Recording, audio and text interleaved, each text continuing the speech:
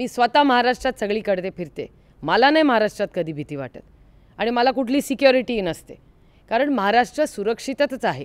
मी मान्य करते एखादी बलात्कार छेडछाड, मी तर म्हणते बलात्कारपर्यंत पोचताच कशाला, छेडछाड मुक्त महाराष्ट्र असावा हा मुद्दा पहिल्यांदा राष्ट्रवादी काँग्रेस पक्षानेच मांडला।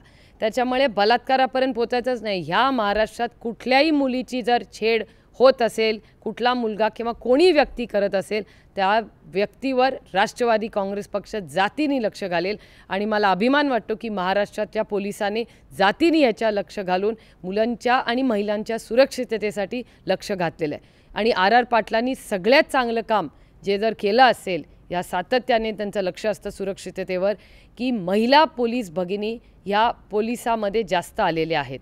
ह्या देशामध्ये सगळ्यात जास्त महिला पोलीस जर कुठल्या दलात असतील तर त्या महाराष्ट्राच्या पोलिसांमध्ये आहे।